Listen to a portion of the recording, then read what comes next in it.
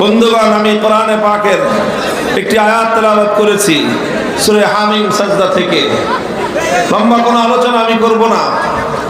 ইন্নাল্লাযীনা ক্বালু রাব্বুনাল্লাহু সুম্মা ইসতাকামু তাতানাজ্জালু আলাইহিমুল মালাঈকাতু আল্লা তাখাফু ওয়া লা তাহজানু ওয়া আবশিরু বিল জান্নাতিল্লাতী কুনতুম তুআদুন।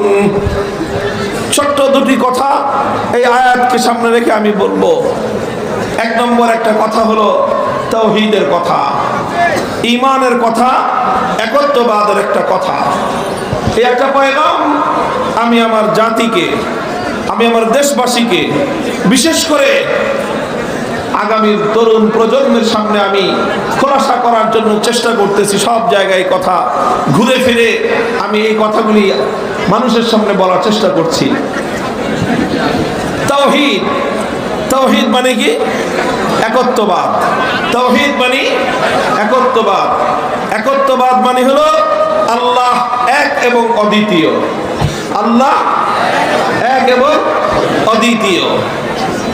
এই তাওহীদ, আল্লাহকে এক এবং অদ্বিতীয় বিশ্বাস না করলে একজন মানুষ ঈমানদার হতে পারে না।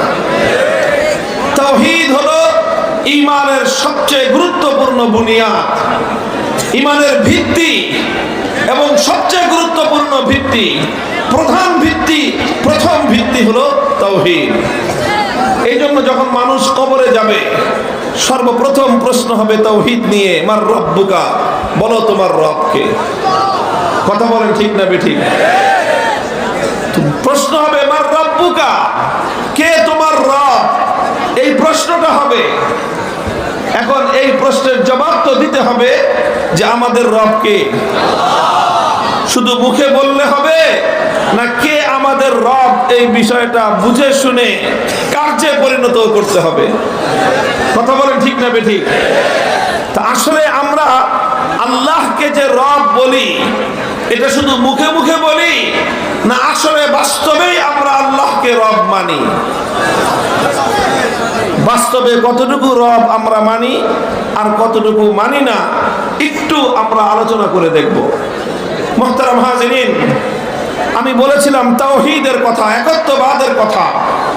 এই তাওহীদ, তাওহীদের অনেকগুলো দিক রয়েছে। প্রতিটি দিকে যেই সকল বিষয়ে আল্লাহর একত্ববাদের উপর ঈমান রাখতে হয়, প্রতিটি ক্ষেত্রে আল্লাহকে এক এবং অদ্বিতীয় বিশ্বাস করতে হবে। তার মধ্যে একটা গুরুত্বপূর্ণ তাওহীদের দিক হলো তাওহীদ ফিল ইবাদাহ। ইবাদতের মধ্যে আল্লাহকে এক এবং অদ্বিতীয় বিশ্বাস করতে হবে। ইবাদত কার করতে হবে? এক। বলেন, ইবাদতের মালিক একমাত্র কে? ইবাদতের উপযুক্ত একমাত্র কে? এক আল্লাহ ছাড়া অন্য কারো যদি কেউ ইবাদত করে তাহলে সে আর ঈমানদার থাকতে পারে না, সঙ্গে সঙ্গে সে মুশরিকে পরিণত হয়, যত সামান্যই হোক না কেন। বলেন তো দেখি, একজন মানুষ 24 ঘন্টার মধ্যে 23 ঘন্টা 55 মিনিট আল্লাহর ইবাদত করলো, 5 মিনিট শুধুমাত্র দুর্গার পূজা করলো, আপনারা বলেন দেখি লোকটা ঈমানদার না বেঈমান? সন্দেহের কোনো অবকাশ আছে? কেন? সে যে 23 ঘন্টা 55 মিনিট শুধু আল্লাহর ইবাদত করলো, ওটা দেখলেন না? 5 মিনিট দুর্গার পূজা করলে মুশরিক হয়ে গেল, কাফের হয়ে গেল। কারণটা কি? কারণ ইবাদত শুধু আল্লাহর জন্যই করতে হবে। যখনই ইবাদত করবে একমাত্র কার জন্য করতে হবে? আল্লাহ ছাড়া 5 মিনিট নয়, 1 মিনিট, আর 1 মিনিটও নয়, 1 সেকেন্ড যদি কেউ আল্লাহ ছাড়া কোনো গায়রুল্লাহর ইবাদত করে, পূজা করে, সে আর কিছু হতে পারলেও ঈমানদার হতে পারে না, সে মুশরিকে পরিণত হয়। কথা পরিষ্কার? তাহলে এক আল্লাহকে মানতে হলে ইবাদত একমাত্র কার করতে হবে? আল্লাহর করতে হবে। এটাকে বলা হয় তাওহীদ ফিল ইবাদাহ। ইবাদতের ক্ষেত্রে আল্লাহর একত্ববাদ। ঠিক এরকম ঈমানের আরো কিছু বিষয় রয়েছে। আমাদের সারা দুনিয়াব্যাপী দাওয়াত এবং তাবলীগের যে মেহনত চলে, সারা দুনিয়াব্যাপী দাওয়াত এবং তাবলীগের মেহনতের সাথীরা তারা তাদের মেহনতকে বলে থাকেন যে এটা হলো ঈমানের মেহনত, ঈমানকে তাজা করার মেহনত, মানুষকে ঈমান শেখার মেহনত, ঈমান শেখানোর মেহনত। সব কথা হলো ঈমানের কথা। এবং সেখানে একটা কথা খুব গুরুত্ব দিয়ে উম্মতকে বোঝানো হয়, শেখানো হয়, সেটা হলো কারণে ওয়ালি জাত একমাত্র আল্লাহ। সব কিছু করেন একমাত্র কে? যা কিছু হয় সব কার পক্ষ থেকে হয়?